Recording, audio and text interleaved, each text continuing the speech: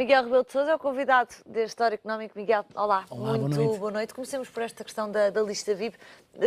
Foi apurado a responsabilidade administrativa no caso da lista VIP, com responsabilidades para os dirigentes e para os trabalhadores, e libando-se aqui Paulo Núncio. Em termos de responsabilidade política, fica também resolvido o caso ou são coisas diferentes? Se de facto se verifica isso, que Paulo Núncio não teve nenhuma intervenção no processo e foi apanhado de surpresa, provavelmente, como a maior parte de todos nós, quer dizer, a responsabilidade política é dele, por omissão, porque de facto não sabia e desconhecia o que estava a passar, mas é bastante controlável, digamos assim, quer dizer. Não perde a legitimidade do exercício das suas funções? Não perde, porque é muito difícil esperar que ele consiga controlar tudo o que a própria máquina do Estado faz. É óbvio que este relatório vem, mas a identificar uma série de lacunas na estrutura do fisco.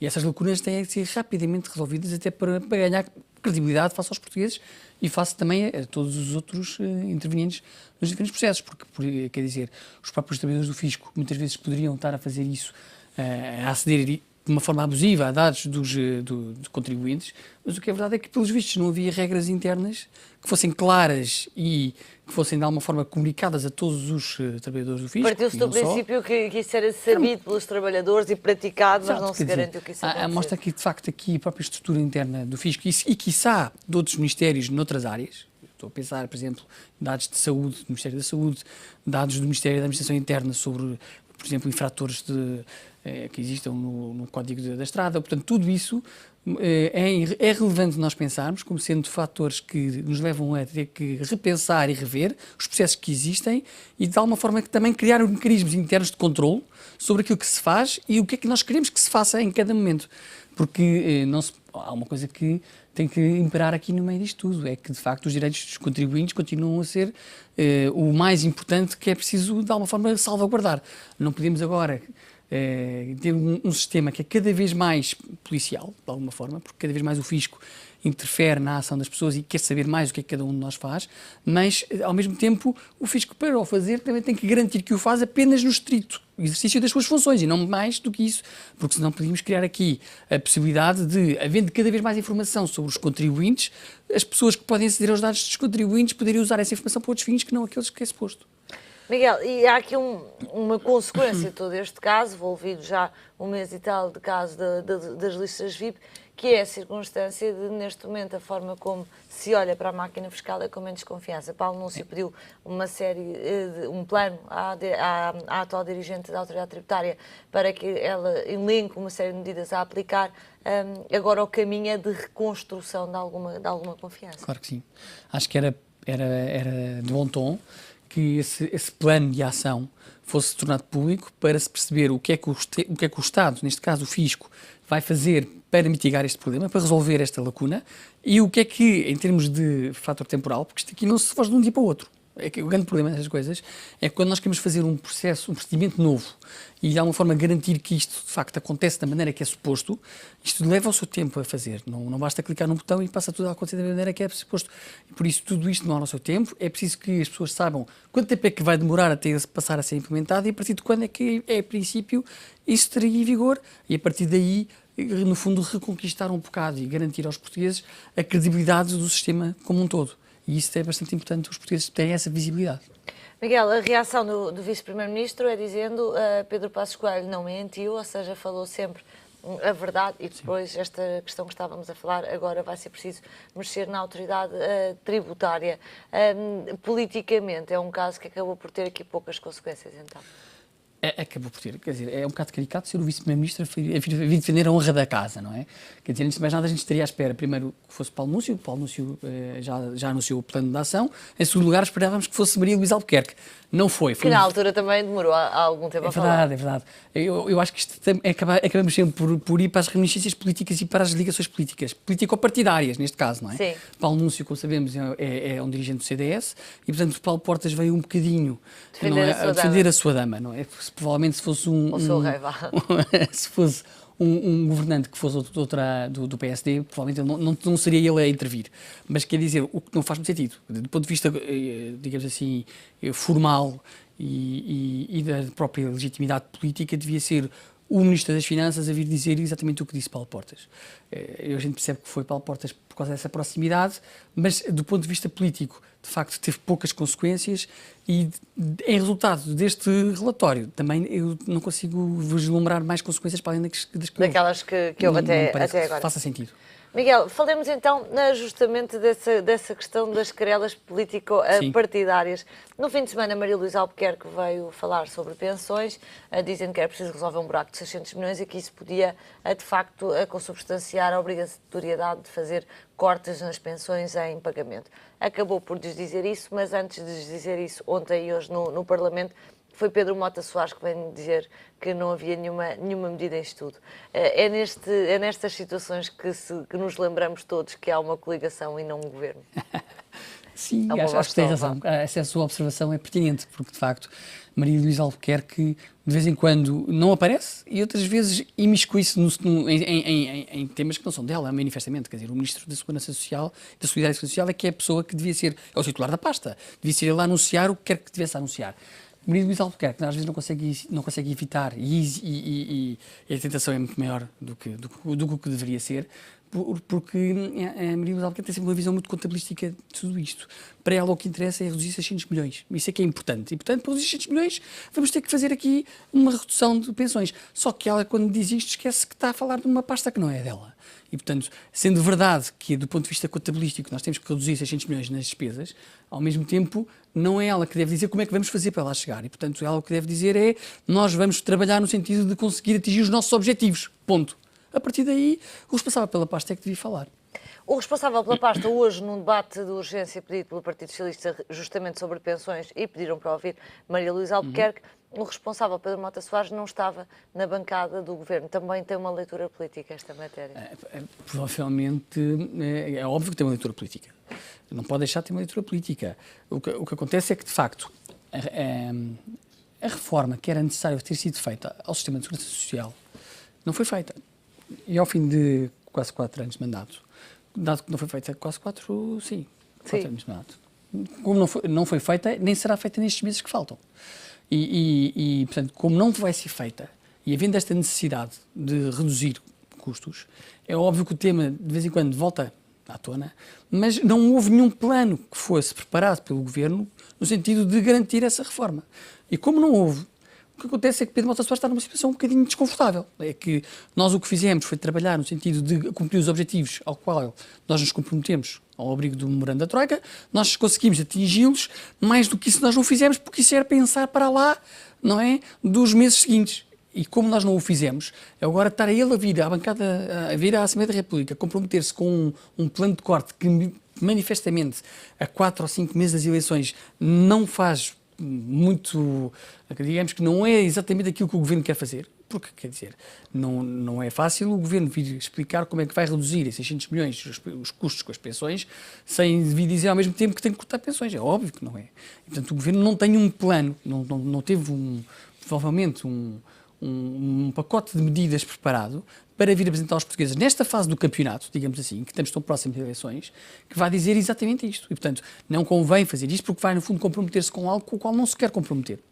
E, portanto, o que tenta fazer é descolar-se, basicamente dizendo nós não temos isso planeado, não vamos fazer isso. Portanto, para que ele ir se expor à Assembleia da República, ficar, no fundo, sujeito a ter uma série de perguntas complicadas e difíceis de gerir das diferentes bancadas parlamentares, para as quais ele não vai querer responder, não vai ter uma resposta certa, porque, de facto, não sabe ainda que pacotes de medidas é que vai implementar. Isso é algo que o próprio programa do Governo devia, de alguma forma, identificar e já nos dar alguma visibilidade, porque isso é antecipar-se ao próprio programa do Governo. E não estou a ver Pedro Mota Soares a querer fazer isso, nem o Governo a querer fazer isso. E há também aqui uma questão, que é a questão do consenso, que agora o Governo, a coligação, veio dizer ao Partido Socialista que pretende que haja consenso nesta matéria e convida o Partido Socialista a sentar-se à mesa para discutir este tema. Vieira da Silva respondeu e veio dizer que não vai discutir com um dos lados que não apresentou as suas próprias propostas. Faz sentido pedir um consenso quando ainda não se percebeu qual é que é o plano da coligação para as pensões, se é que não é aquele que foi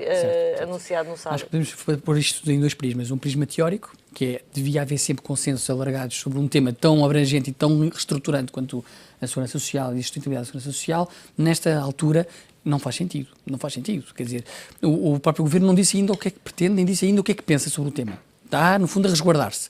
O PS já avançou algumas ideias essas que podem a seguir ser sujeitas à discussão. Estamos perfeitamente de acordo, eu estou perfeitamente ciente que as propostas do PS é algo que ainda vai crescer de uma grande discussão. Mas é apenas umas propostas. O PS estar a sentar-se à mesa das negociações, digamos assim, em conversações com o Governo, no sentido de arranjar um acordo abrangente ou um acordo consensual a poucos meses das eleições, sem saber sequer o que é que o PSD propõe, não faz sentido nenhum. Quer dizer, não faz, nem o PS vai querer pôr nessa posição a tão pouco tempo de eleições. Na prática, o que temos agora é, a ser verdade que a coligação não está a estudar nenhuma medida, é porque não tem plano para a segurança social. A ter algum é aquilo que ouvimos sábado sobre a possibilidade de cortar as pensões mesmas em pagamento. É a informação que temos, não é? Não Isto olhando para a informação disponível.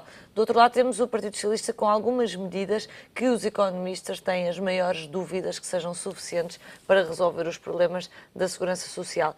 Em que é que vamos votar em outubro? Bem, antes de mais, nós não vamos votar em outubro apenas com base no pacote de medidas para a Segurança Social. Mas o Governo, a coligação, está previsto ainda apresentar um programa de governo.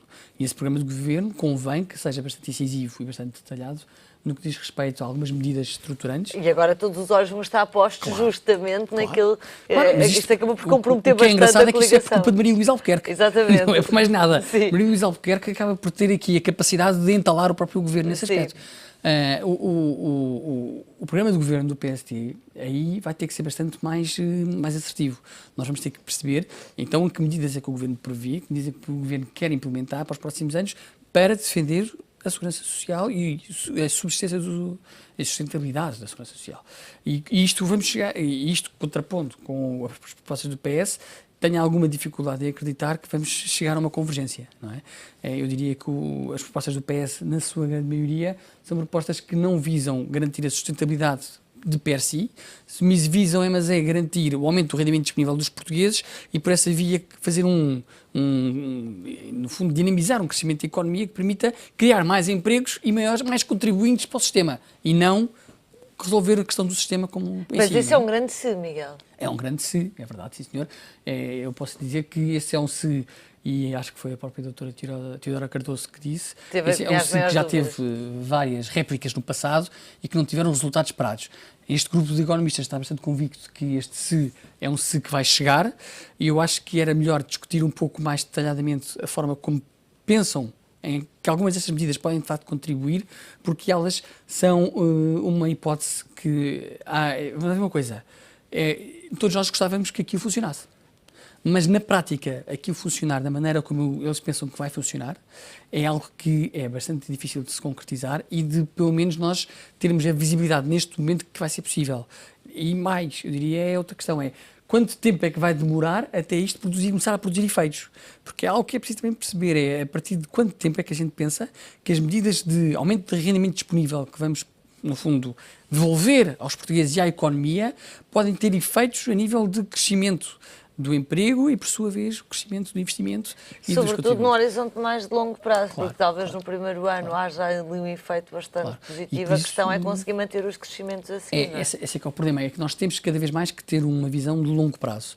E por isso é que o tal consenso alargado, que do ponto de vista teórico há pouco dizia que era importante acontecer, acho que era do interesse de todos nós que acontecesse, mas para isso nós temos que perceber que haja medidas, não apenas medidas mais de curto prazo, porque as medidas que o PS apresentou parece-me a mim que são medidas muito mais a pensar uma forma de, no curto prazo, fazer um boost, digamos assim, de dinamização da economia, do que no sistema como um todo, no médio e longo prazo. Porque nós depois temos que ter sempre que ter uma certa convergência. Nós não podemos criar aqui digamos assim, uma dinâmica em que nós vamos acreditar que vai ser sempre o lado da procura que vai dinamizar a economia, sem nós, ao mesmo tempo, acreditarmos que do lado da oferta vamos também fazer alguma coisa. E acresce que este método, este modelo do lado da oferta, do lado da procura, perdão, e não do lado da oferta, pode criar problemas de tesouraria, ou seja, problemas de curto prazo, porque o efeito imediato, há um efeito imediato na despesa. E lá está, como dizia o Miguel, não há garantias de quando é que vai produzir efeitos do lado da receita. É verdade, eu admito que também estamos numa situação em que as taxas de juros estão com níveis de recorde, a nível de mínimos, ao mesmo tempo temos também identificado ou verificado algum apetite dos mercados internacionais por dívida pública portuguesa, e não só pública portuguesa, mas também dívida de alguns corporates portugueses. A EDP é aquela que me vem assim à cabeça.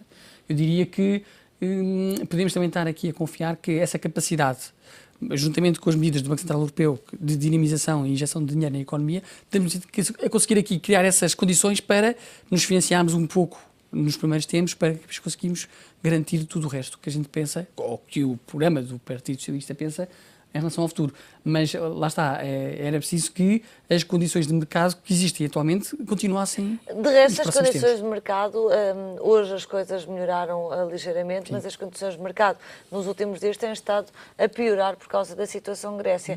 Há aqui riscos externos também pesados.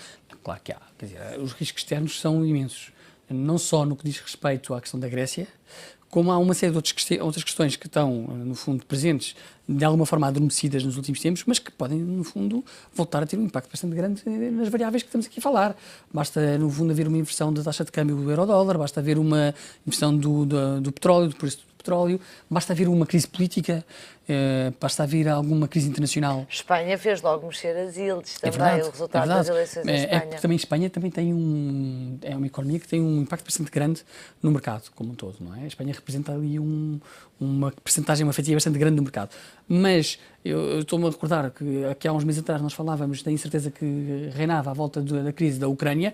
Agora nós temos falado pouco da crise da Ucrânia, sim, mas ela que está lá na mesma. E, portanto, passados uns meses, isto pode voltar a agudizar-se. O mercado farta-se sempre das mesmas notícias, precisa de uma novidade de vez em quando. É verdade, de vez em quando. É porque, de facto, o que acontece é que não está a haver novidades. Não está a haver novidades nem para o bom nem para o mau. Mas isso também não é necessariamente mau. E, portanto, o que acontece é que o mercado já não olha da mesma maneira para aquela variável, passa a olhar para outras que, entretanto, vão acontecendo. E, portanto, a variável não deixa de lá estar. Está lá mesma. Só que deixa de ser o foco principal da atenção, porque, entretanto, aconteceu outra coisa qualquer.